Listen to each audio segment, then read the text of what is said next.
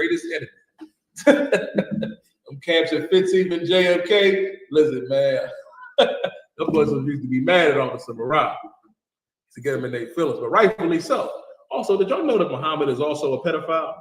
That he raped a young girl by the name of Aisha and she was only 5 years old? So if you're a black man and you're in Islam and you have a daughter and you follow that, you're a piece of shit. Salaki for my language. You didn't know that, did you? I want you to look that up in the hadiths. Muhammad married a 5-year-old girl named Aisha.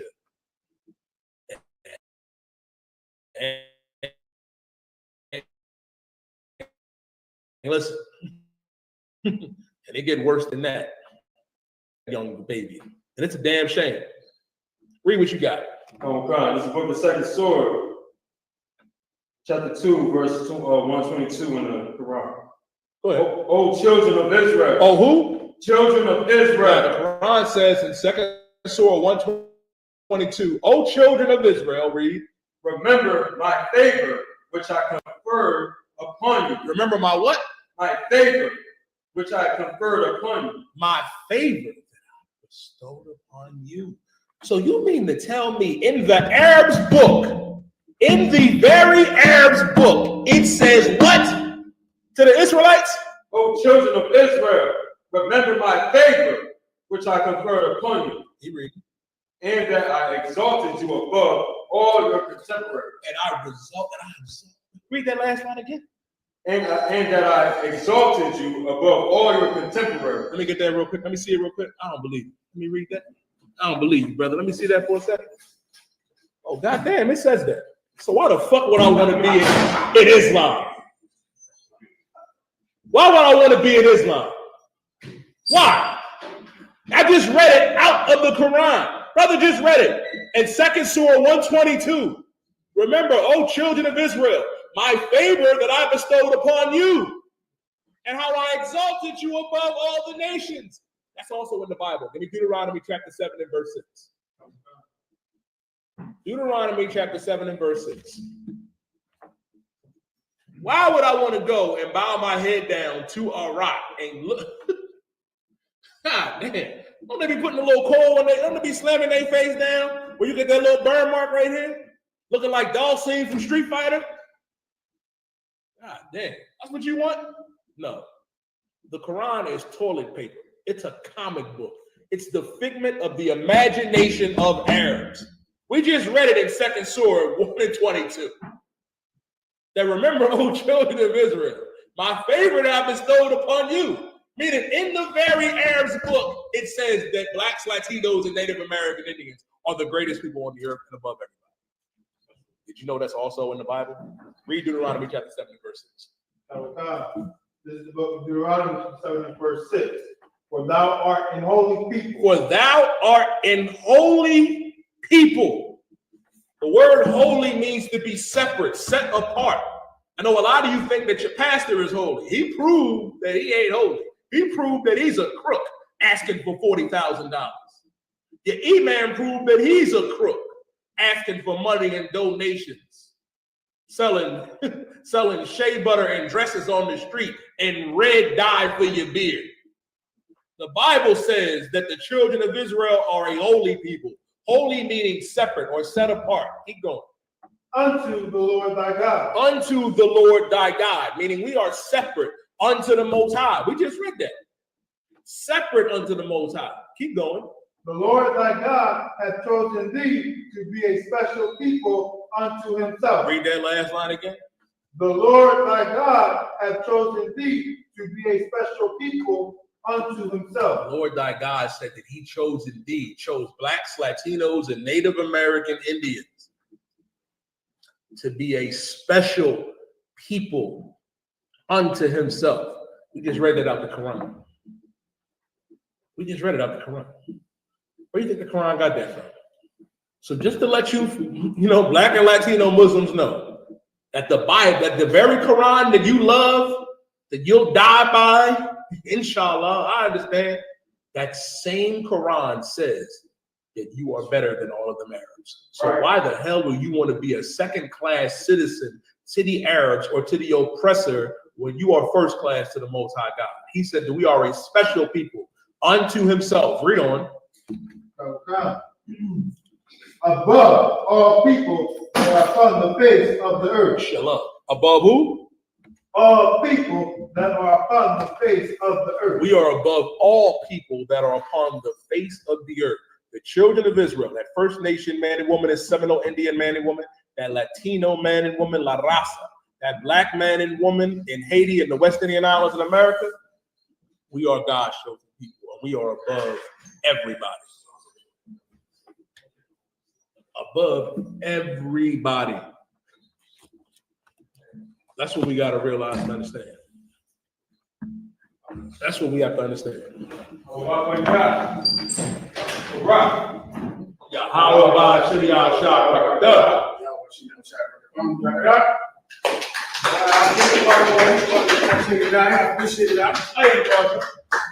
right. Let's go over your questions. I'll get into my topic in a few minutes. You know what I need? I need those videos, if I could, at least one of the end of Ramadan celebrations. I appreciate you. Let me get one of those. I sent you a few of those. We'll go over those. First, I'll get into your questions, all right? Somos la Escuela Israelita de Conocimiento Práctico Universal. Comenzamos en 1 Oeste Calle 125, Harlem, Nueva York. Desde 1969, debajo del mando, General Yahana. Carnales, esta es la verdad. Si tú eres hombres hispanos, negros o indios nativos, tú eres Israel, el pueblo elegido de Dios. Tu madre y tu padre dicen que somos un culto y mantienen su iglesia sin culpa, pero su iglesia es culpable de todo lo que nos están pasando. All right, lady. All right. Let's get it on, please. The first question, any question that you might, I have my phone slide. Any questions that you might have, I'll be happy to answer them for you right now. Any questions in the room, please, young brother right there, you got it.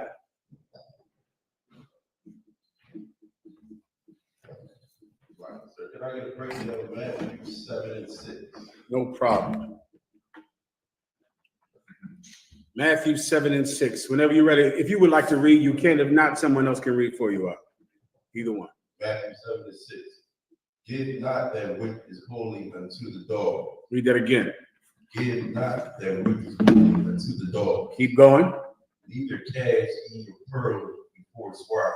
Now, this is a very important UPK precept because it's the words of Jesus Christ. It's written in red, correct? But it gives a completely different personality to Jesus Christ than the one that you heard about your entire life. Your entire life, you've heard Jesus Christ as this loving, sweet hippie, like a white hippie boy, like a beach bum, who all he does is love and kiss and forgive and help little children and lambs, and that's it. But this is Jesus Christ saying, give not thy pearls unto what? To the dog. Unto the dogs. Keep going. Neither cast ye your pearls before swine. Neither cast your pearls before swine. Go ahead. Least they trample. That word least is more accurately pronounced lest. It's like unless today. Like if you do this, lest, meaning if you do it, they will. If you cast your pearls before swines and dogs, they will. Go ahead. They'll take your jewels, the things that are precious to you, and they'll step on them, and stomp them. They'll step on your pearls, step on what's precious to you. Keep going. And turn again and rend you. And then they'll turn and rend you. The word rend means to rip. That's the old English term for rip. Like rend asunder means to rip asunder. So before we talk about who it's talking about, let's just talk about what it's saying. Jesus Christ is saying, don't give this thing that is precious to dogs and swine. Now, we know that he's not talking about actual dogs and swine, right? Because that would be a pig and a dog. And of course, that would make no sense here. You understand, right? This is a metaphor. It's a metaphor for people. There are people that you cannot give your precious jewel to. If you try to say, take this pearl, it's precious to me. Take this. That person you're trying to give it to is an animal. They're not a human being that can appreciate how precious this gift is. So instead of taking it with honor and gladness, they will step on your pearl and then turn and rip you in half for trying to give it to them. That's the precept. That's the people that we're talking about. Do you understand? Now, who does it apply to? Number one, it applies to the other nations. That's who it applies to. Did I give you that video of Nasty Nate going to Nigeria trying to teach Nigerians? Did I give you that? I don't believe I did. I'm gonna show you a precept. This is an example of what the young brother just brought up right here, right? Then I'll give you some other examples that you can take into your own personal life, all right? Stand by. This ain't it. Hold on. Stand by. Any other questions in the room while I'm looking for this? Yeah, sure, sir. Okay. Oh, here we go. I'm sending it to you on Messenger, all right? Okay, come on. Okay, here, the brother will pull this up, all right? One, take your time with it, of course. One is speaking about the other nations. The other nations are dogs and pigs. And you're trying to give them your compassion, your kindness. What's the thing to you that's your pearl? The truth is your pearl. This knowledge that you have that is, if you know what you have, it's the most precious thing in the world. It's everything to you. It's what you hold dear. And you try to give it to an African. You try to give it to your white friends on your job or to all the white people that your entire life you thought are the most important people in the world to impress. You try to give it to them. They'll take the truth and go, you're in a hate group. You're wicked. You're evil. You're strange. And now let me get you fired. Let me destroy you. Let me ruin your life because you tried to show me this thing that helps you and helps your people out of poverty and gives your people self-respect. But to white people, it lowers them. It hurts them because they don't get to be supreme if your people are. That's one, all right? Let me give you the other one. People who are Israelites, meaning they're black and Hispanic, but they hate the truth. Your mother, your father, your best friend, your homie, your woman. You go, listen, I found out something. You were with me when I sold drugs. You were with me when I was shooting heroin. You were with me when I snorted cocaine, when I was robbing people. Now I'm in the Bible. Look what I learned. They don't want to hear that. They'd rather that you were selling drugs than being the truth. They would rather that. They prefer it. You were not strange when you were selling drugs and seeing prostitutes. That's normal. But you wearing a beard and going to this place, you're too strange now. You are from Philadelphia, brother. You see people every day walking around the street, men in dresses, all day. They're called Muslims. Have you heard of them before? They wear dresses all day. They're women. People outside of Philly don't know this. I see women in Philly, and I don't know how they see because it looks like they're covered from head to toe, and there is no eye slot. Have you seen them before? Where there's not a slot for the eyes. It'll stop me like, I don't want to stare at this sister. How in the hell? And if I look very close, it's like a mesh right there. You die. Please. Two things, my Lord. So what you said is absolutely correct. On them sisters, when asking how I know I was a different man, I hear you. They don't be having nothing on them. I found out myself. It's a lot. Yeah, I hear you. I'll never forget my father was alive. He rise again. He agreed with me being in the truth at the end. Told me Most sacrifice.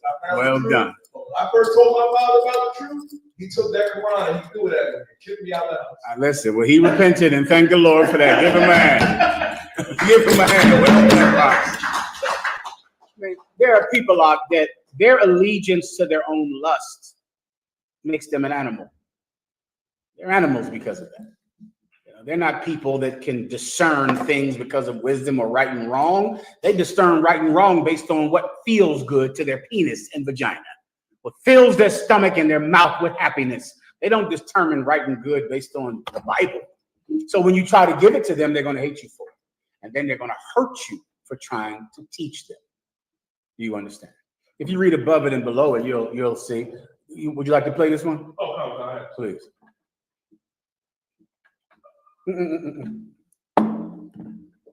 Let me give you a good example here. This is Bishop Nasty Nate of the IUIC. He recently went over to some African place, Nigeria or Gugalunga or someplace, right? And he went over there and he's trying to teach on the streets. And the police chief told him that it was safe. But the mean police chief lied to him. And meanwhile, they brung tear gas out to beat the hell out of them and to run those purple pigs out of Nigeria. And what I would like you to notice is his shock about it happening. That's what you have to see. Because this man claims to lead men. And he had no idea that the police lied. It went over his head. And men put their lives in his hands. And you're going to see him go, he told me it was safe. It wasn't. What a baby. What a big, naive baby. Well, he didn't know that they're dogs. He didn't know that they're pigs. He thought they would love it. And they didn't. Please play.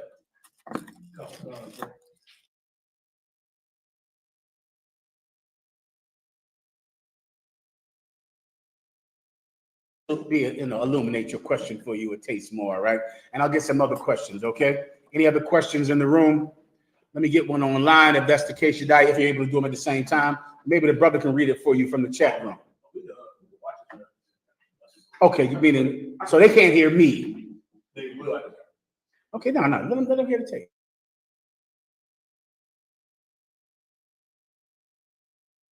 One of the brothers' houses. Who raised the child of donkey? We met with, what's the chief of police? We met with George Say. He told us we could teach on street. He said it would be very safe here in Kenya, but that's not true. It's not true at all. So you are not given formal documents to operate? So yes, we have documents to open this, operate here. Yes. But to teach on the street you're referring to, we spoke to him personally. He said it's not a problem. This is a democratic country. That's what he said. It's very safe.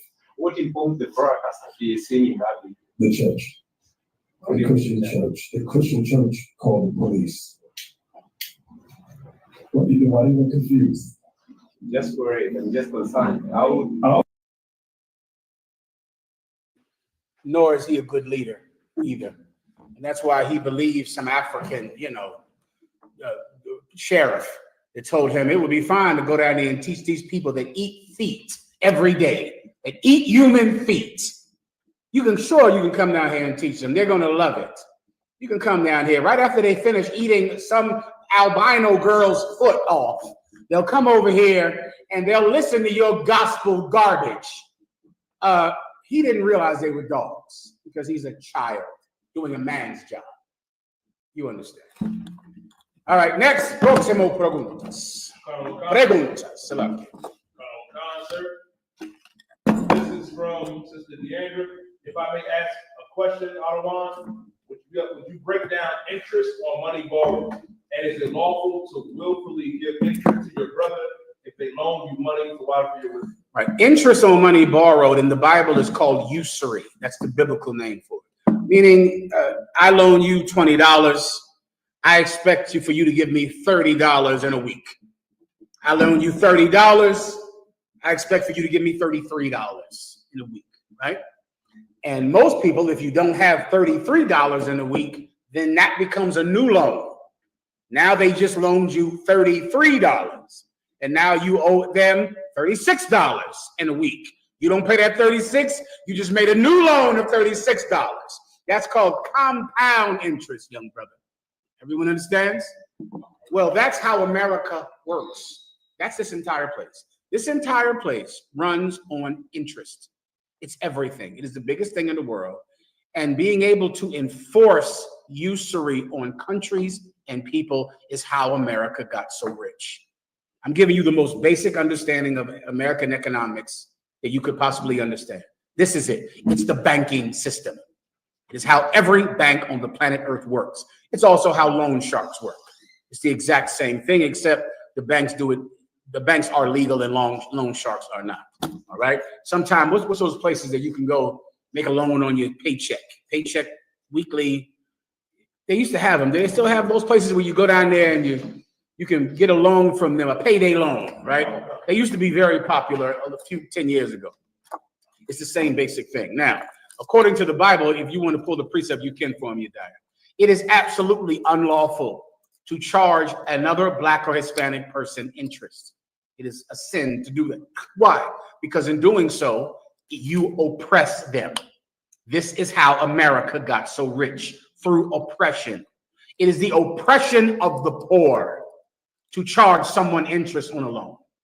You're not interested in getting your money back. You're interested in them not paying it back. That's how you make your money.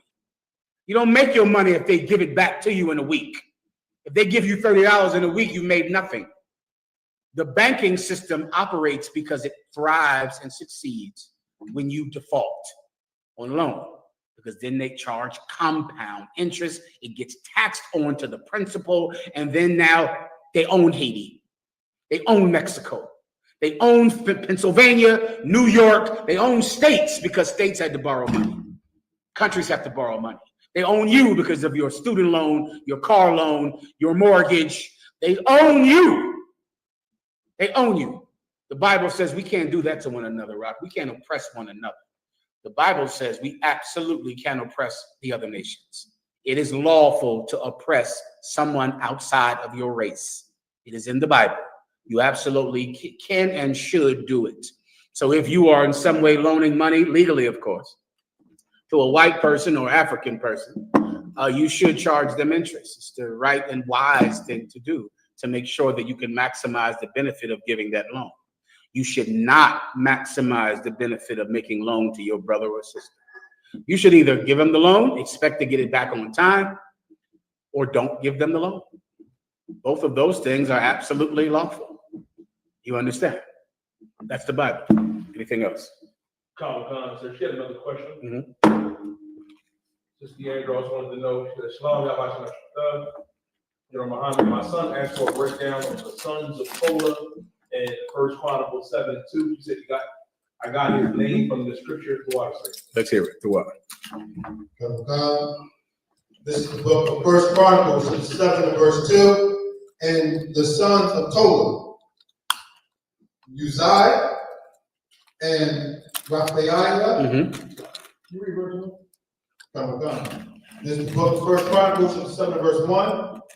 Now the sons of Issachar were Tola and Pua and Jeshab. Tola is a famous man from what you would call today the Mexican people, or La Raza. That's who Tola was. He was famous. He was a famous judge in Israel, Tola. He's the one that helped David when David would not have been able to be the king over a unified nation without Tola deciding to follow a Judite king, a king who was a Negro. He decided to follow that Mayakta. That's what he decided to do.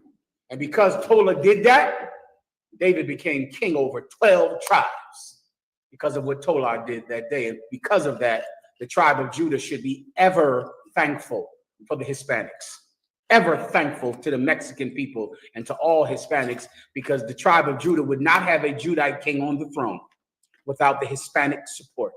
And we won't have a king on that throne today without Hispanic support. I pray you understand. Oro por tu entendimiento. You get me? That's Tola. He's a famous man. And so those were his sons. His sons were those different people, and they're recorded in the Bible because they absolutely matter to history. All right? Was there anything else?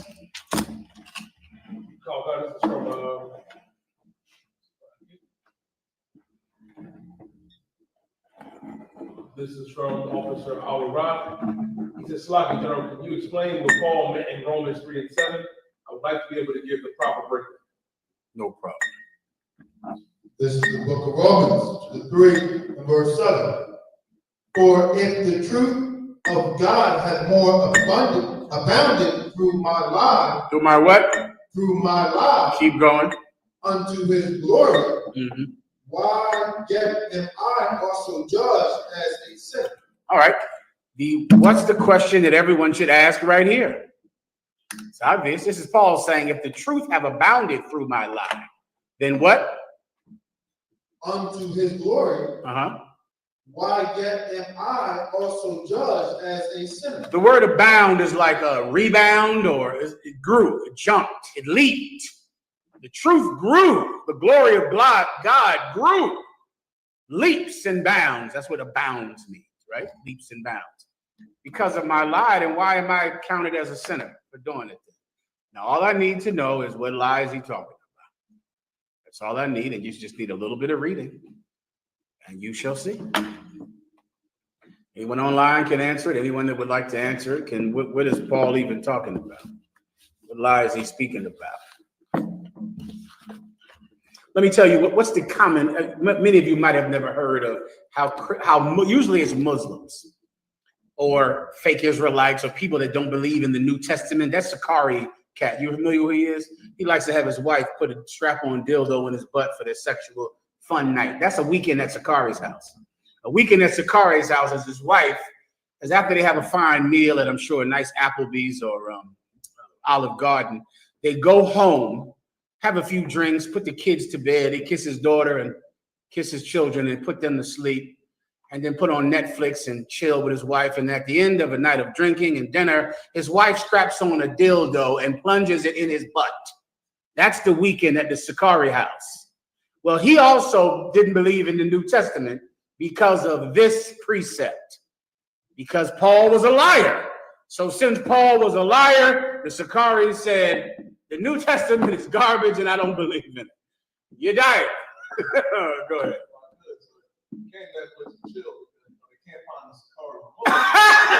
Give him a hand. Where's the remote, Sakari? Good Lord, the woman probably went crazy looking for the remote. Get a new TV, baby. Go get a new TV and remote and move out the house. Okay. I think you get the point. Many people, believe that Paul was a liar. So in essence, since he offered a great portion of the New Testament, the whole New Testament is lies. What lie is he talking about? Where's the precept that he lied? He said, through my lie, and he said it as if everyone knows about his lie. He didn't reveal or confess to a lie. He said, if my truth hath abounded through my lie, then why am I treated like a sinner? So where's the lie in the Bible that he's talking about that we all should know about? Because he's referring to it as if it is common knowledge. Where is it? You're probably going to need some time to answer that question because you're not going to be able to answer it. So I'll give you a little time. Remind me later on in class, and then I'll just break it down to you, lay it down nice and flat. All right? Any other questions? Or you think of it and you just raise your hand or tell the brother that you have the answer.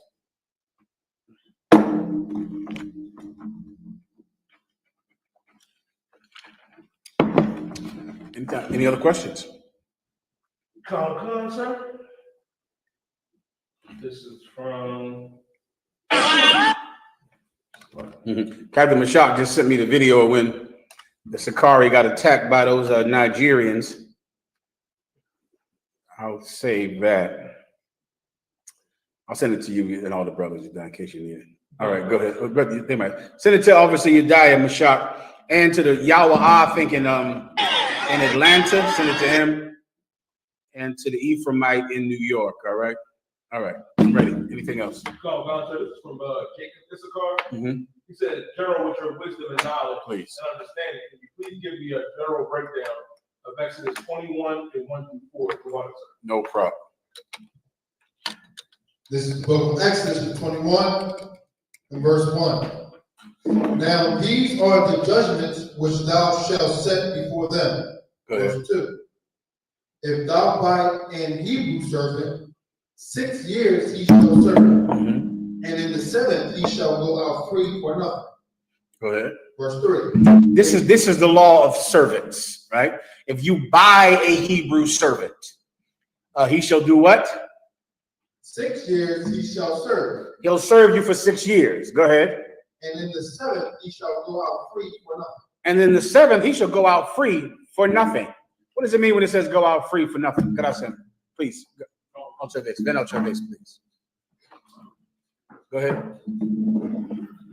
What does that mean? Go out free for nothing. Just give me that. He goes out free for nothing. Now, During slavery in America, right, and the oppression of the Hispanic people, this is what the precept, one of the precepts that our oppressor would use to say slavery is legal.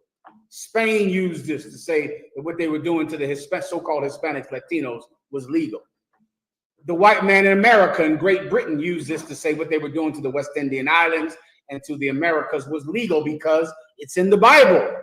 And so slavery is legal.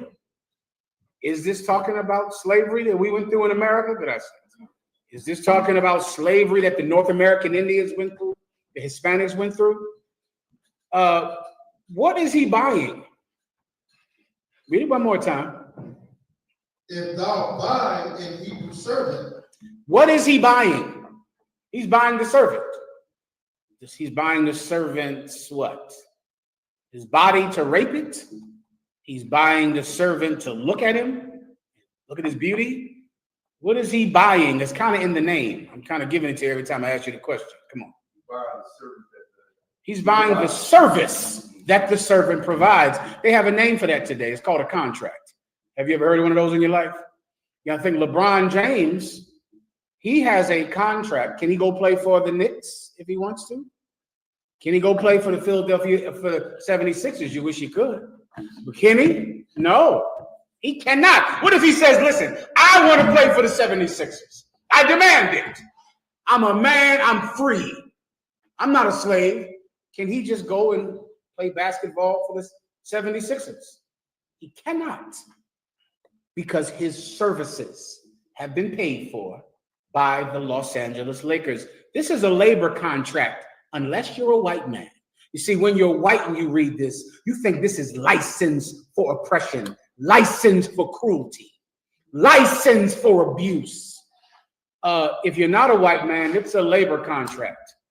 And they're signed every day all over the damn place. And guess what? Once you sign one, you cannot work for someone else. You can't.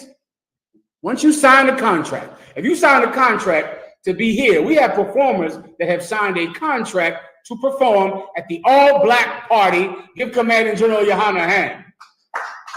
Oh, listen. Well, once that contract gets signed, it will be enforced. Performers and dancers and rappers, you gotta show up. You don't have a choice. We will enforce that contract. That's life. That's a labor contract with every union in America. You can't work for anyone else. You can't do anything else. The only way to not work for them, let's say LeBron James really was intending on not working for the Lakers. What would he have to do? He'd have to buy out his contract. He'd have to give the Lakers $300 million. Then he could leave. Or he has to serve out the term of that contract. In this scripture, what's the term of the contract? 6 years he shall serve. That's the contract, 6 years. It's a labor contract. But see, in Mississippi, they thought this meant that they could rape your wife and sell your children. But not because the Bible says so, but because that is truly what is in their heart. You see, white people, brother, they interpret everything in life to curb towards their sense of right and wrong. And their sense of right and wrong is tilted on the side of cruelty. And I can prove it for another 30 years if you need me to. I can prove it in 1,000 ways, everyday ways, things right in front of your face that you just don't want to see. All right. This is about labor contracts. The white man said it was about slavery. It's not. It's not. You absolutely could sign a contract. You absolutely, if this man owes somebody money, I could buy out his contract. Now you work for me. Who else can do that? Every sports team on the planet Earth. What's the only way that LeBron James could play for the 76ers and not buy out his contract? Who wants to blow my mind with the obvious answer? Please, young brother. He could get traded by who? The Lakers. The Lakers could say, we will sell you LeBron James. We're not selling him to you to rape him. We're not selling him to you to beat his children. We're selling you the service he provides, which is basketball. The Lakers could sell LeBron James his service to the 76ers. They could do it. Then now LeBron James one day will get a phone call and say, what? Now you play for the 76ers. Shalom. And that will be that. Does that happen? Every day. Every day that happens. Your team sells your services to another team. To another team, and that's all. And that's that. You see, if you're not cruel, you don't have to see this like raping children and splitting up families and tying, chains around their necks. You don't have to see it like that, unless that's how you see everything. I pray you understand. Anything else? No word on that Paul lie out there. No one wants to give that a shot. I'm sure you think Paul is a liar, and because of that, you don't have to follow the New Testament. Okay, what lie is he talking about? That's all. This is what you do to Christians, young brothers, just like this. Put them on the defense. Too many times when you're young in the truth, you're on the defense. You're thinking, oh, shit, the Bible says Paul was a liar. How can I prove that he wasn't? Oh, I'm on the defense. I got to defend Paul now. Put Christians on the defense. How do you do that? Attack Christians. Constantly pressure them and attack them. If Paul was such a liar, what lie are we talking about? What did he say that was a lie? Where's the lie? Please. Was the lie where he said he met Jesus? Say again? Was the lie where he said he met Jesus? Well, just show me that. Show me he said that was a lie, and I'll take that. Because clearly he just said he lied. He said it right here. So if you can just show me where he said, I lied when I said I met Jesus, then I'll take it. Need some time? All right, go ahead. Come on, sir. Dr. Gabar wants to take a shot at it. Mm-hmm. He said, Slocky Jones, because he was being accused of lying. That's not what he said. He did not say if the accusation of my lying glorified or made the truth abound, then how's it wrong? He didn't say accusation, right? He said lie. He said he lied. So when was that? Any other question? If you want, you can read around it. That might help you a little taste. Read around the point, that when he said he was lying. Before the end of class, I'll try to go over it with you. If not, I'll do it Thursday. Go ahead. Sir, this is from Farad Ben Judah. This is Slocky, sir, by your grace. Please. Can I get a general breakdown of Psalms 91 and 12 and 13? Absolutely, Farad Ben Judah. Anything that I can do to help you would be an honor and a pleasure. Go ahead and read it.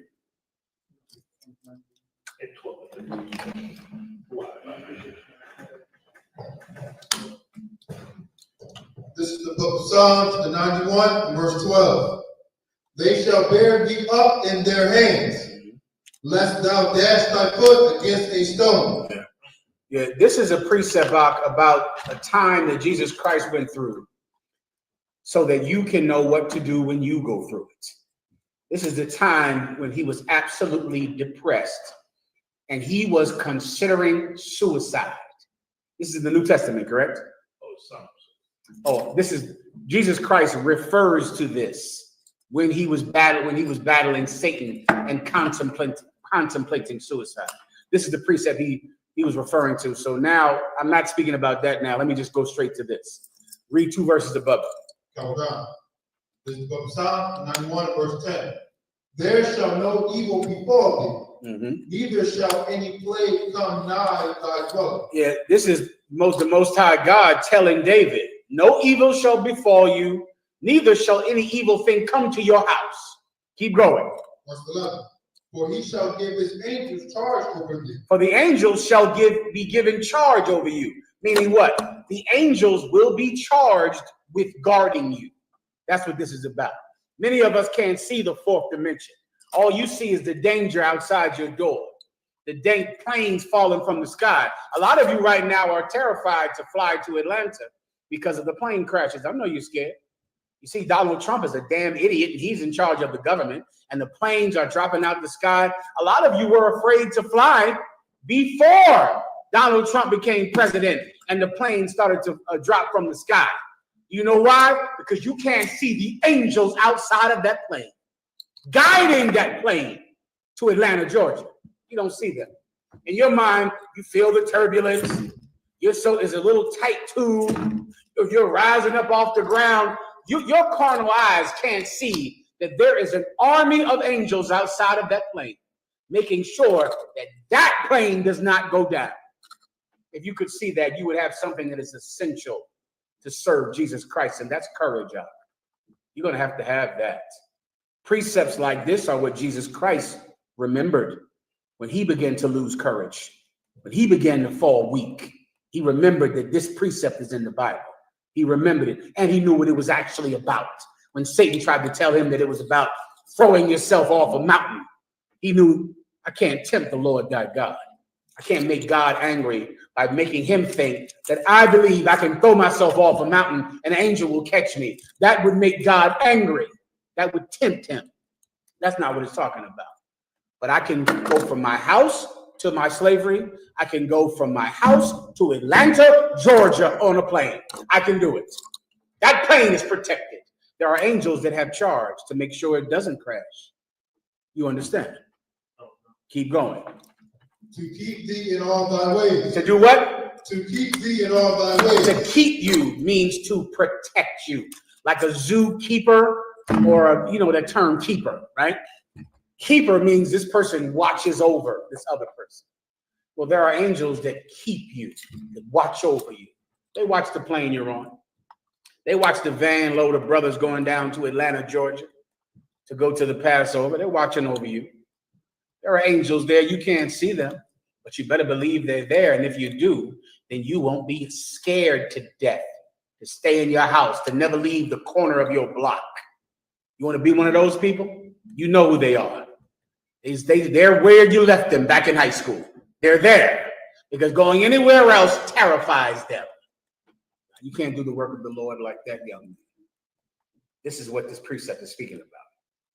Now you can travel all over the globe. Now you can go down to Jamaica and Trinidad and the UK. Now you can go to New York. Now you can go to Philadelphia. Now you can go to Mexico. Now you can go to Puerto Rico like all these officers and captains do. And they do it knowing that there are angels protecting them. You get my point. All right, anything else? Is that it or not? Go ahead. So I can share this is from priest Raphael. He said, "Slap your servant I've been with your grace." Can I get a general breakdown of what the Holy Spirit is, both for sure, and its characteristics? No problem. You want to first go to all the precepts that mention the word Holy Spirit, right? And what I'm going to tell you is applying to every last one. The Holy Spirit is the Spirit of God. The Spirit of God is the confidence that God is with you. That's the Holy Spirit. That's it in a nutshell. So in essence, there's the Most High God, and he is a spirit. He's not a man, he's a spirit. So now when I have his personality, the way he thinks about things, he's a conqueror. He's a man of war. I act like him. I don't act like a man who's flesh and blood and who has wants and needs and desires and fears and idiosyncrasies. That's a person. That's separate from what I need to be to do this job. I pray you understand that. I have to be more than a man. I have to be supernatural to do this job. The men in that Bible that you read about who do supernatural things, who behave in a supernatural way, it's because they have the personality of God. They don't feel the things you feel, or to be more exact, they don't allow themselves to feel it because they know they have to do God's work.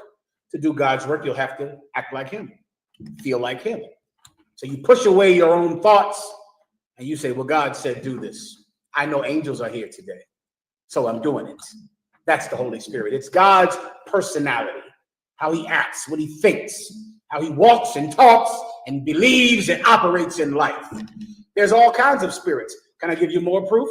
What is the Christmas spirit? I know you heard of that one, right? And what's the Christmas spirit? How would I know if you had it? I'd have a red hat on. I'd have a stupid Christmas sweater on. I'd have lights all over my house. You see these people out here? You see these houses, it's an amazing thing on Christmas time. I mean, the house got a goddamn man on the roof in a sled. I've seen that. It's a man on the effing roof with reindeer. It'll make you crash your car. You go, what in the hell? There's a man up there with reindeer on that person's roof. A big giant snowman 10 feet tall in the front yard. All the trees have lights on them. That person in that house has the Christmas spirit. He's not shy about showing it. He's not scared. He's not worried about what people think. He don't care how much it costs to light that damn monstrosity every year in the electric bill. He doesn't care. You see his tree is scraping the goddamn ceiling. He has the Christmas spirit. Well, what does a person look like who has the spirit of God? Oh, he's going to rock fringes on the Passover. Rocks that. That's him. He has beard, boots, and braids. Why? Because it's biblical. He's courageous. He's not shy. He's a cult leader. He's unashamed of living the way God said for a man to live. He's not ashamed. Yeah, he has 4 wives. So what? He has 0 wives. So what? He has 1 wife. So what? Who cares? He's not scared of it. You're not afraid to put those lights all over your goddamn house. You're not afraid. You Muslim women, you telling me my women have to be afraid to say they're in the truth? When a Muslim woman can walk down the street with no eyes showing on her mask, in a sheet from head to toe, she's normal. No one says, what the hell is she doing? Wearing that sheet from head to toe. Nah, it's Ramadan. It's fine. No problem. So a Muslim woman with her head covered, face covered, you've never seen the woman's face ever. She goes to work every day. The supervisor does not know what she looks like. How in the hell do you know that's even her? She could be sending her cousin in there to go to work for her every day. But the supervisor will never say, let me see your face, Tanisha, to see if that's you. No, you can't look at a Muslim woman's face. She's hiding her face, and she's going to go to work like that. Have you seen a Muslim woman at work? Raise your hand if you've seen a Muslim woman at work covered from head to toe. You mean she's not scared that they'll think she's in a cult? You mean she's comfortable with that? Then what in the F is wrong with you then? Why are you scared to rock a shield around your neck? Why are you so afraid then? Tanisha will go to work covered from head to toe with her face covered. You come in here, you can't grow your braids because you're too afraid. Listen, you don't have the spirit of God, but she has the spirit of Islam. She has it. That's all I can do for you. Please. Anything else? So, this is from Officer Mahayaman. He said, Salaki, I don't want with your grace. Please. Sir, may I get a general breakdown of Matthew 18:7, Bible for Charles? Absolutely, warrior. I'll be happy to help you in any way that I can. Go ahead, please read it. This is the book of Matthew, chapter 18, verse 7. Woe unto the world because of offenses. Yeah, woe unto the world. The word woe means destruction. Woe unto this world because of offenses, because of the crimes they commit. Destruction is going to come on this world. Continue. For it must needs be that offenses come. Let me tell you, offenses have to come. There is no way to live on this planet and to stand for the Christ and to stand for God and people not oppress you. It's part of serving Christ now. It's part of this job. It's unavoidable. You're going to come into the truth and come under the service of a black man named Jesus Christ, come under the service of Commanding General Yohana, and people are going to hate you for it. That's what's going to happen. Offenses must come. Keep going. Oh God. But woe to that man by whom the offense cometh. Ooh, but to the people that commit these crimes against us, you're going to hurt for it. So yes, I have to take oppression. I have to do it. I have to be hated. I have to. I went out and bought a black suit. Got it tailored, and I set it in the closet. It's been sitting there. It's in that closet for the day I have to go to court. And I wear a black shirt and a shield around my neck and walk into court and help whatever brother I need to help that I'm going to court for that day. I just sit it in the closet, and it's just been sitting there for years. But I went out and got it because if a brother gets in trouble, if he gets oppressed, if he has to go to court, and if he needs my help, I must go. And I don't expect that will never happen. It's going to happen. Do you understand? It's part of this job, oppression. People offend us. They commit crimes against us because we serve Christ and they hate him, so they hate us. But to you people that do it, you baby mothers out there, you put your man in child support, he's in this truth. Lord be with you. You know, that's up to the Most High. But God is the judge of what the great and the small. The Most High God sees what happens in the light and sees what happens in the dark. And he makes people pay for hurting the men who help God. They pay for that. I pray you understand. All right, that's what that precept is about. Anything else? Come on, sir. Khan, this is from IHBK Bakersfield. Please. The Slovakia, sir. Oh, Slovakia. Captain Ahmad Yashar asked in the comment section. A few people asked about Paul's lie. All right. He asked that he was saying, sir, that Paul never told a lie and that he was actually being sarcastic. No, Paul said he lied, he means it. And he's saying that that lie made the truth grow. That's what he's saying. So how could it be wrong? That's what he said. Give me a few minutes. I need to go over a Passover topic as well. So you better give me the last 15 or so minutes. I'll have to do it this week and Thursday. I'll try to do that before the last 15 minutes. All right. Just make me aware of it, okay, please. All right, go ahead. This provides UPK Bakersfield. Like to serve water for your service and everything you do for our nation. The water for your service, brother, and your loyalty and everything you do. Gracias. So it's an honor to learn from you. It's an honor to help you in any way that I can. Please, thank you. He asked, can I get a breakdown of the new covenant, what it is, and how do we prove that we're in it? No problem. So the research the new covenant, you want to go to Jeremiah, I believe, 30, where I shall make a new covenant with the house of Israel. For my covenant they break. You want to go to that. The new covenant is a new agreement. Let's read the one in Jeremiah. It might be more succinct, all right? Go ahead and read it. If you know what I'm talking about. All right. The word covenant means, you ready? The word covenant means agreement.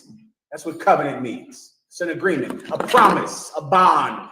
A covenant is another contract. That's a covenant, right? I'm the Lakers, you're LeBron James. Now you work for the Lakers. We have a covenant. We have a contract with each other. Now we're on the same team. I'm the boss, you're the player. That's a covenant, right? Well, the nation of Israel has a covenant with the Lord God of Israel. We have a contract with him. Our forefathers signed that contract, and he promised our service in it. Your fathers promised that their children would serve their God.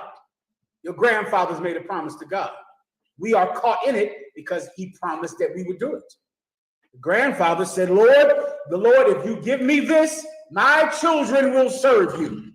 He said, no problem. I will make thy children as the stars of heaven and the sand of the sea. And the promise is that we're going to have to serve him because Abraham, Isaac, and Jacob made a promise to God. They're in covenant with each other. Everyone understands, all right? Now we'll read about that covenant and what the new covenant is. Go ahead. This is the book of Jeremiah, 31, verse 31. Behold, the days come, saith the Lord, that I will make a new covenant. A new what? A new covenant. A new what? A new covenant. You see, Jeremiah said that the days come, which means he was not in that day. He's prophesying. There's a day coming when I will make a new covenant with who? With the house of Israel and with the house of Judah. Now, who was the old covenant for? Let the person answer that question. Jeremiah was in that old covenant, which is why he's saying there's a time, a day coming when there'll be a new covenant. Jeremiah was in the old covenant, but he knew a new one would come, right? What's the old covenant? The old covenant is a promise based on the sacrificing of animals. Just like the covenant between LeBron James and the Lakers is based on basketball and money. The covenant between us and God is that we would give him our animals. We would kill our sheep, our bulls, the firstborn of our flocks, and we would give them to him in payment if we committed a sin. That is what the covenant was based on. I'm about to read it, of course. It's coming. But now my question is, who was the old covenant with? It was with God and with the Israelites. That's what the Old Testament is. It's stories about the bond between God and the Israelites. But this precept is saying that the new covenant will be with who again? With the house of Israel and with the house of Judah. With all people of the planet? With the house of Israel, with the house of Judah. With people no matter what race they are. With the house of Israel and with the house of Judah. See, this much I know about the new covenant. It's for the Israelites. I know it because I just read it right here. The New Testament, the new covenant is for the house of Israel and the house of Judah. It is not for white people. It is not for Africans. No need to fly over to Nigeria and get your foot ate off because they're not Israelites anyway. No need to go to the Polynesian islands and, let those volcano worshipers, have sex with all them Polynesian girls. They're not Israelites anyway. The New Testament is for Israelites. The Old Testament was for Israelites. The New Testament is for Israelites. It's right here in front of you. It's right here. Keep going. Verse 32. Not according to the covenant that I made with their fathers. With their who? With their fathers. See, the Lord made a covenant with their fathers. But this new covenant is different. The Lord made a covenant with your forefathers, Abraham, Isaac, and Jacob. But this new covenant will be different than the old one. Different in what way? Officer, keep reading. And the day that I took them by the hand to bring them out of the land of Egypt. You see, the Most High God brought the Israelites out of Egypt. He brought the Israelites out of captivity.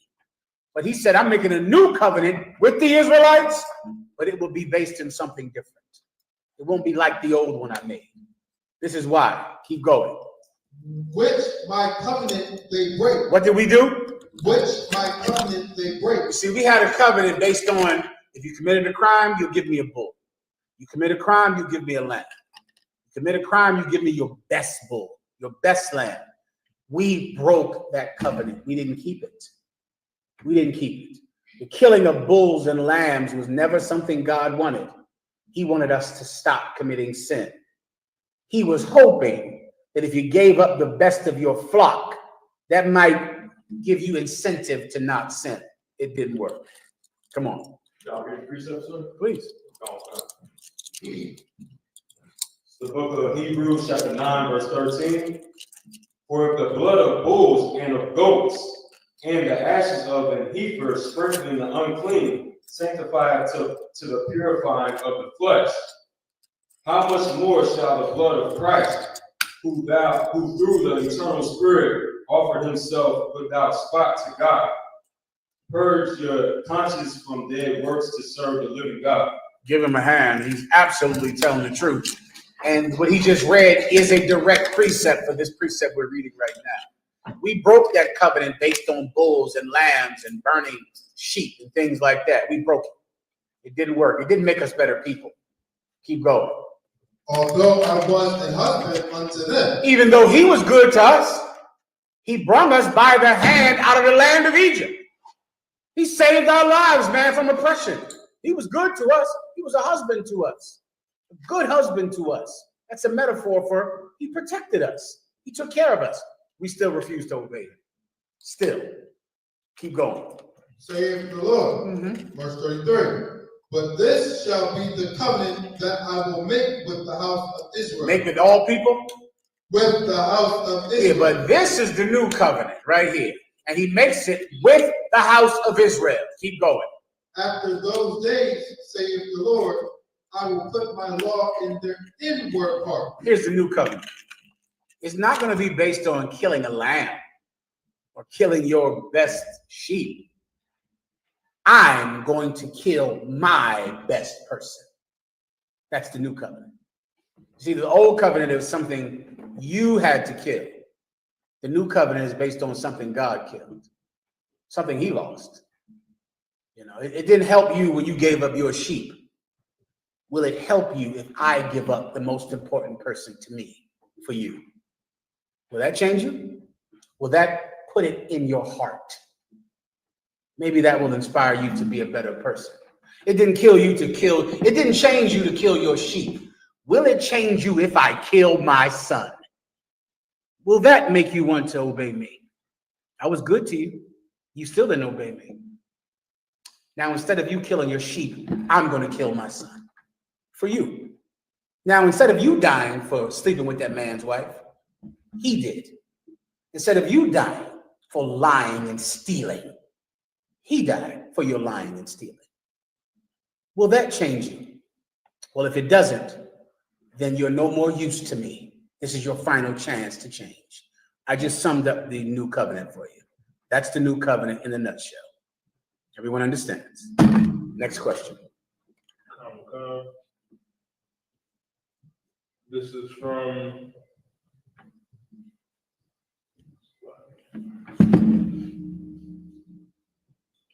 Two more questions, and I got to go into the Passover. This is from Timothy Hicks. Is there two more? Yeah, two more. Go ahead. This is from Timothy Hicks. He's asking in Genesis 1 and 29, are we supposed to be vegetarian? No. We just talked about killing all these goddamn lambs. Come on now, stick with me. No. All right, listen, if you want to be a vegetarian, you're absolutely free to be a vegetarian. You don't have to eat meat, but you cannot force other people to not eat meat. You cannot do that. That's against the Bible, all right? If you don't want to eat meat, don't eat meat. That's up to you, all right? You're a plant-based person. I totally understand. But the UPK is not plant-based. The UPK says blood running down the chin, bloody, blood on a knife, killers. That's us in here. It doesn't have to be you, however. You got the plant-based burgers, plant-based everything. You can enjoy, and no one will talk bad about you. No one will care that you don't eat meat. But it is unlawful for a meat eater to make fun of you or hurt you because you don't eat meat. And it's unlawful for someone who does not eat meat to hate someone who does. That is not our culture. It is directly against the Bible. The Israelites, it is absolutely lawful to slit a sheep's throat and then skin him and then put barbecue sauce all over it. Anything else?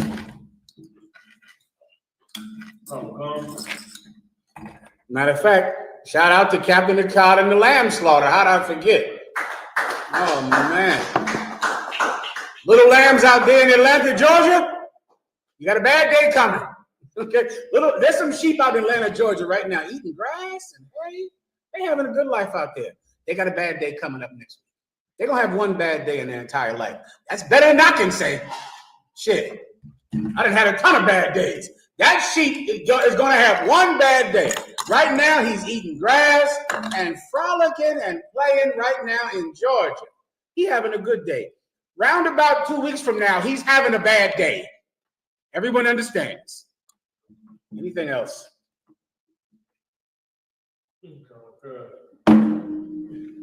Paul said, did we not eat lamb at the lamb at Passover, and did we eat fruits and vegetables? I don't know, you know. I'm trying not to make fun of him. Okay, so listen. If you don't want to eat meat, don't. That's the Bible. You don't have to eat meat. No one will force you to. Don't. But you also cannot force someone not to eat meat. Done. Next topic. This is from all the historical time. It's a Shalom Journal. I made my word. Now they break down of Judges 5 and 11. Go ahead. Judges 5 verse 11. They that are delivered from the noise of archers in the places of drawing water. Mm-hmm. If you could, give me that Muslim video up on the screen. I sent you that day. Read it one more time. He wants just a general breakdown of this, right? They that are delivered from the noise of archers. What is the noise of archer? An archer shoots a bow and arrow, and the noise is you hear arrows whizzing by your head. That's the noise of archers. You hear the arrows hitting things next to you, right? But there are some people that will be delivered from bang, bang, bang, bang, from the noise of a projectile weapon, from the noise of archers, but you've been saved from that noise, saved from the fear of getting shot. Continue. The noise of archers.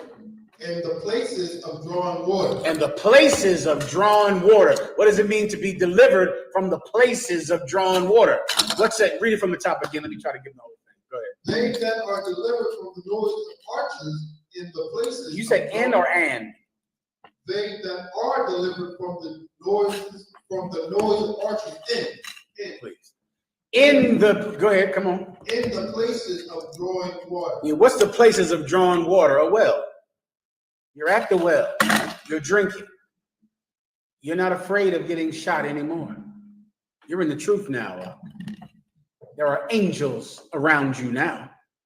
But there was a time in your life when you were just constantly afraid of being killed. It's constant. Someone who's not black or Hispanic might not understand this, but you understand what I mean. Where it's all you can think about. You're staring out wrinkled blinds all day, seeing if they're going to finally come get you today. You can't go around your mother's house because you don't want to get your mother's house shot up again. You don't want to go through this. You don't want her to go through it again. You don't want to have to do this. You can't. Can you go to the movie theater? No. Can you walk? Can you go 2 blocks over? No. Can you go on the other side of town? No. Can you go to Los Angeles? Hell no. Can you go to Chicago? No. You can't go to Chicago. You can't ever go there. You can't. You're scared to death of being shot. Now you've been delivered. Now you can just drink water. Now you can live. That's you and I in the truth of it. We've been delivered from the noise of archers in the place of drawing water. That's his precept, all right? Anything else? Yeah, one more question. All right, go ahead. From Officer Matazapa, the Shalom, Yahweh Shabbat. Can I get a general breakdown of Hebrews 11:40? Please, quickly. The book of Hebrews, chapter 11, and verse 40. God, having provided some better thing for us, that they without us should not be made perfect. Yeah, that's a good one. Where are you at again? Hebrews chapter 11, and verse 47. I need to catch up with you, all right? Hebrews 11, right? Okay. And 40. Stand by.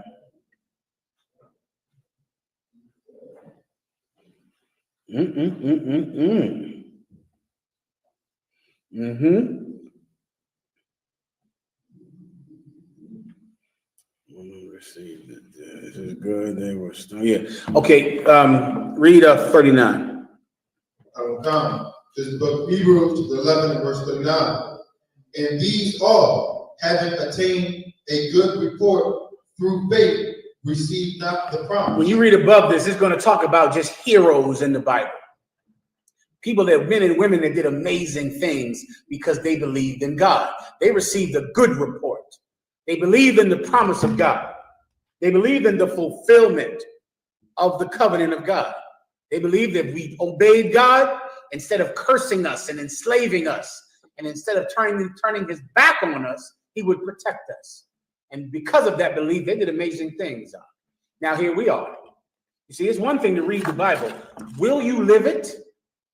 Will you be someone that could be written of one day? That's another thing. That's a different thing.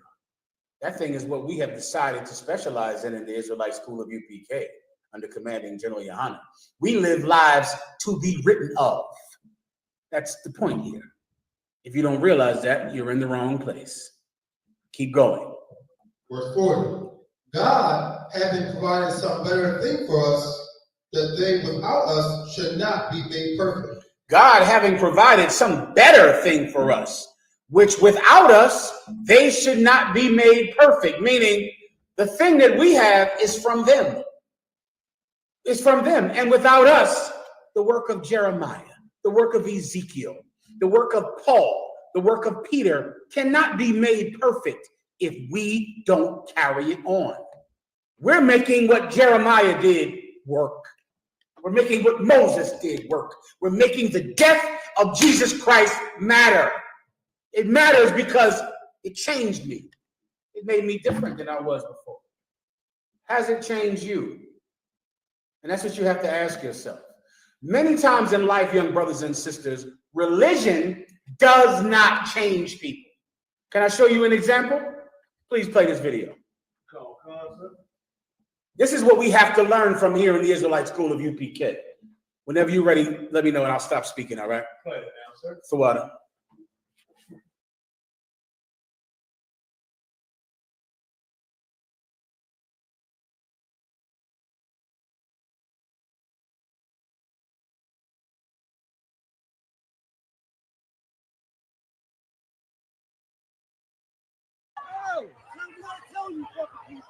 Back up!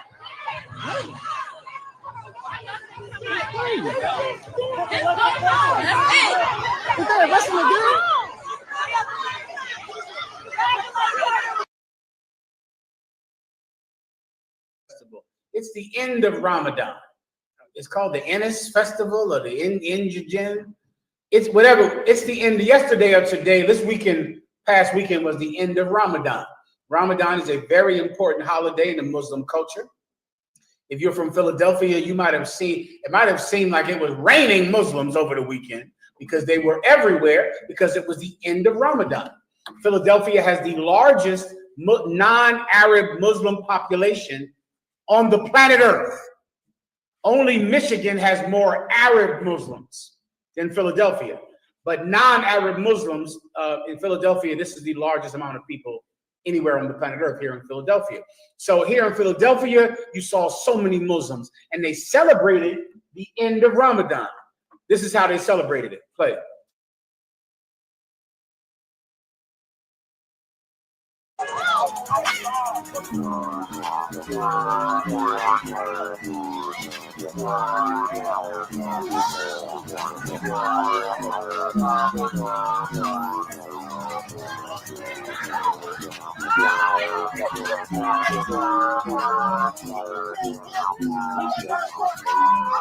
Play the last one with the sister talking.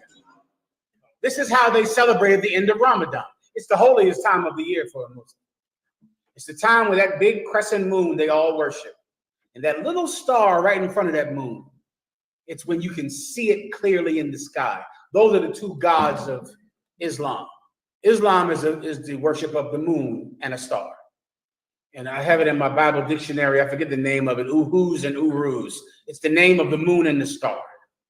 Mickey Mouse also worships that same God, Mickey Mouse in Hollywood. It's holy. They dress holy. They wear long clothing. You don't have it? I have, sir. Please play it. They dress holy. They wear long, beautiful dresses. They cover their heads. The men cover their heads and they pray 5 times a day. And then they come out to their most important religious festival, the end of Ramadan, and they do this. Play it when you have it. Call concert. Pull it up now, sir.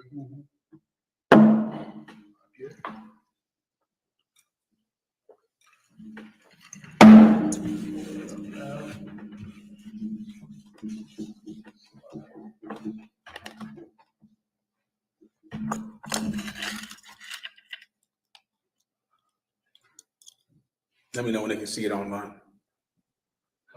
Sir.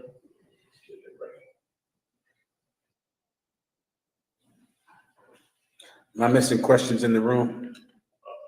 I don't think so, sir. No sweat. I have it up now, sir. Get ready to play it.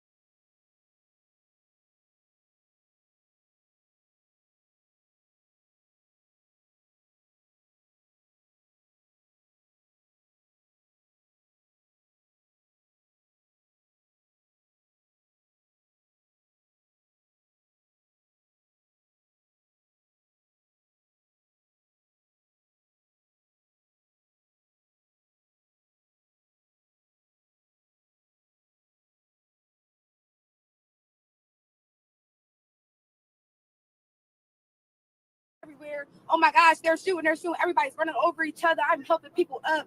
It was crazy.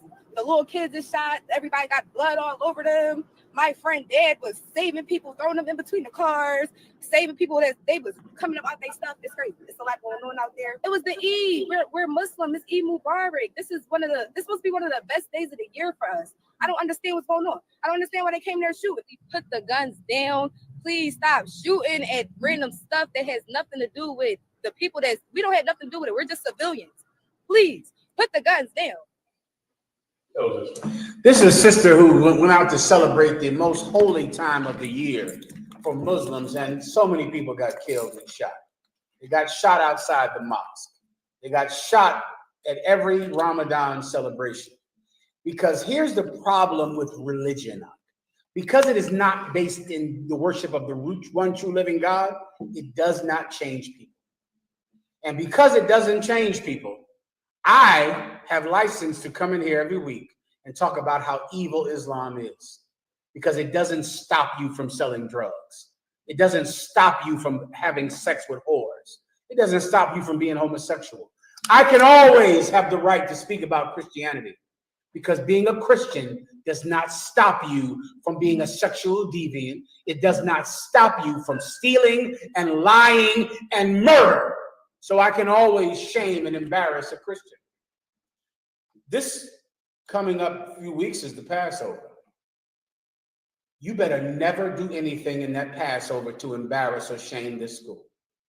I'm giving you a warning right now. You're going to come down to Atlanta for the Passover. And let me speak very frankly to you right now, like no one ever has in your life. You don't know how to act outside. You don't know what to do. Look at who raised you. Animals raised you. You can't go to school, let alone go to Atlanta. You're an alcoholic. You're filthy and disgusting. And now you are being charged with representing the Israelite school of UPK.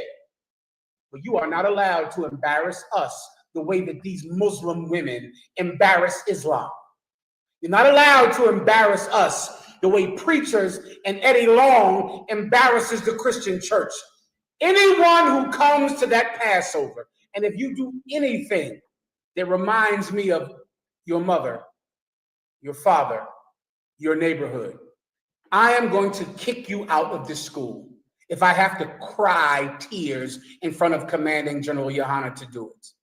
I'm going to do it, because you will never be able to embarrass us the way Muslims embarrass Islam. We're not doing that in here. The Passover is in 2 weeks. You know how many times a day my phone rings with some stupid bitch who can't control her emotions, who has some husband. She claims she's in the truth. She has her head covered the way Muslim women have their head covered.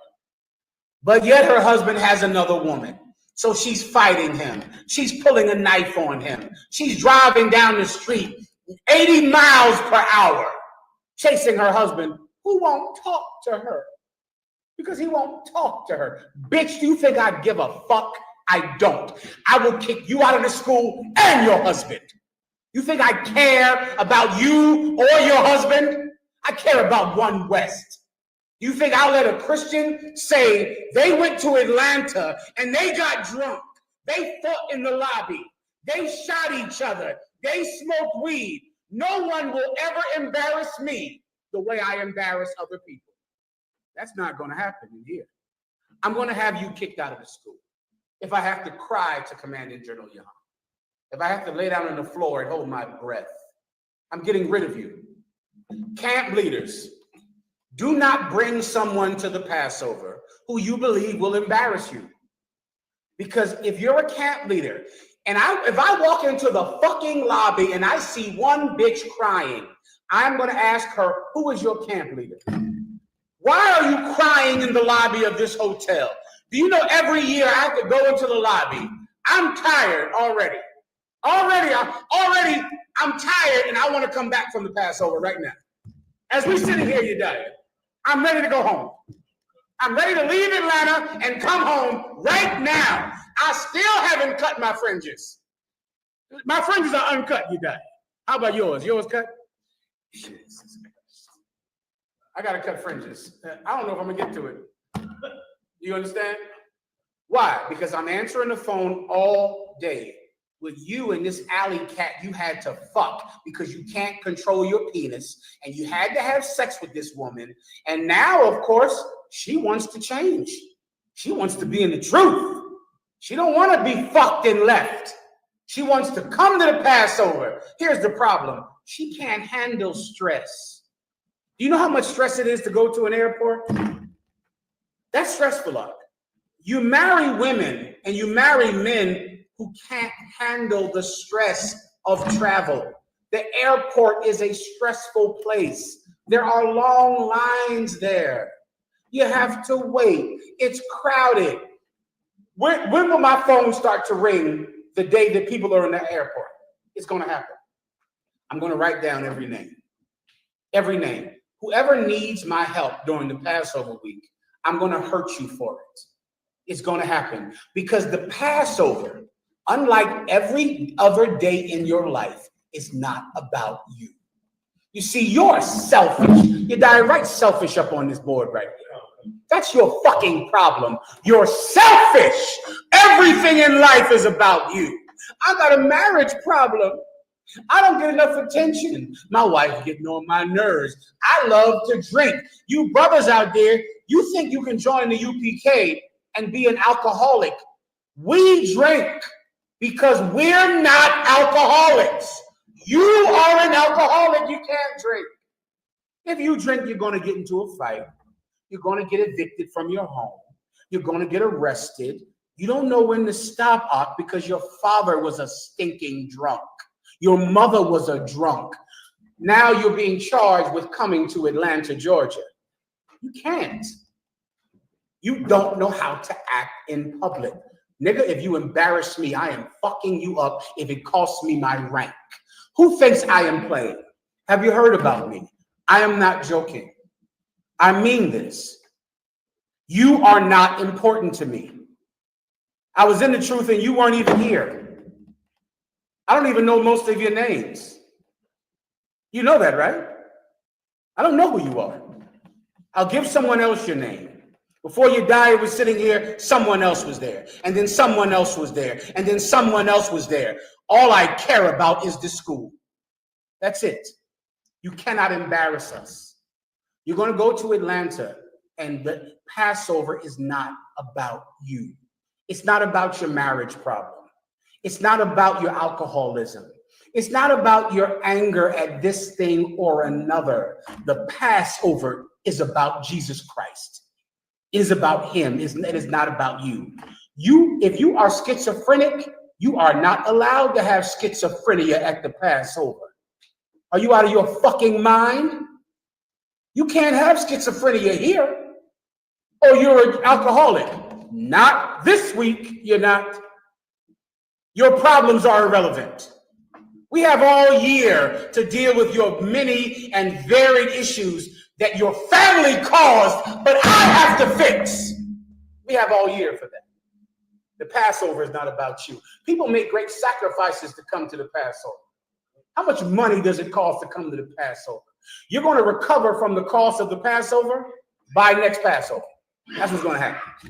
By next Passover, you'll finally get back on your feet from the money that you spend to go to the Passover. We're talking about your Passover fee, which you better pay. We're talking about the travel, thousands of dollars. The kids have to take off from school. Everything that you have to do to make it here, it is a pilgrimage. It is an act of faith to make it to the Passover every year. Imagine getting there, and the whole week is about your bitch and all of her tears and how angry she is at another woman in the school because she thinks that she might want to marry her husband. If the Passover becomes about you, sweetie, I'm going to make the Passover about you. It's going to be about you.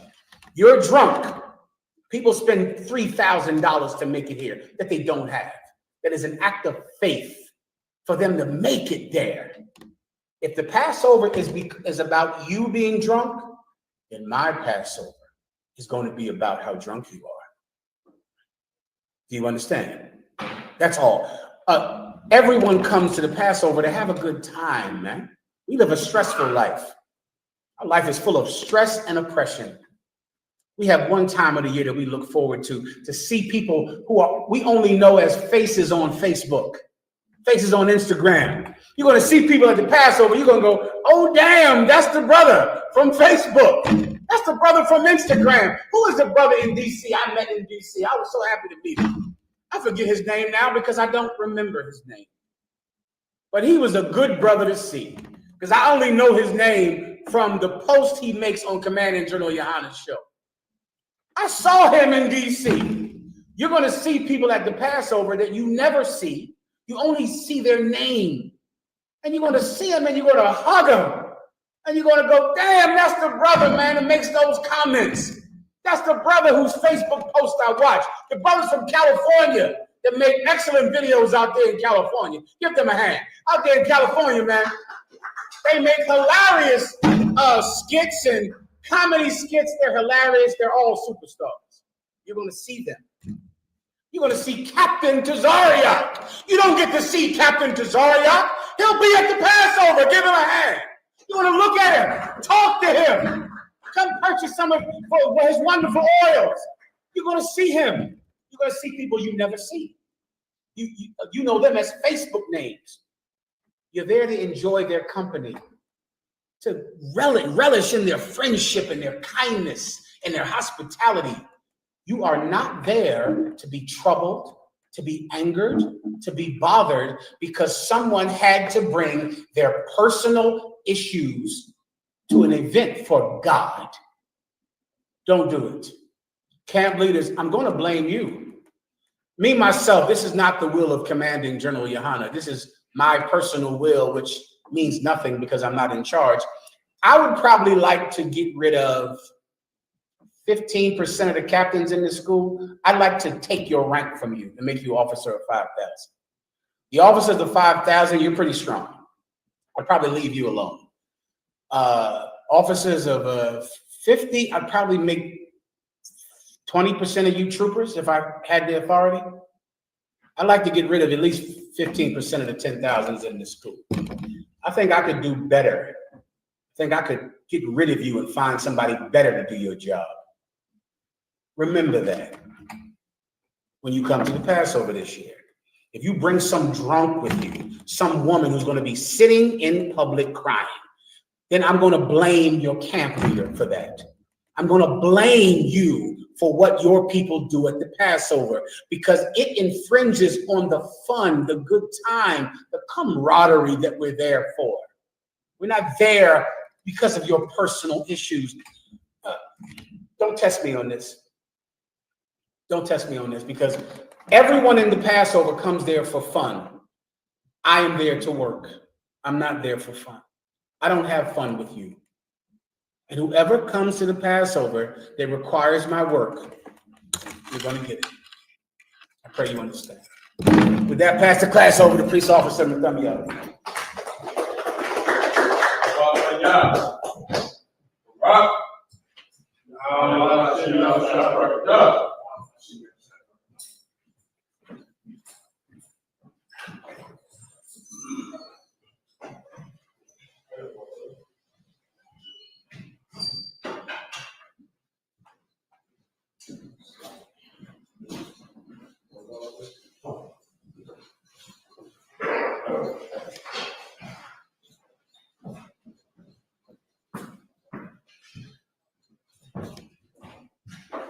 So ISUPK security announcements.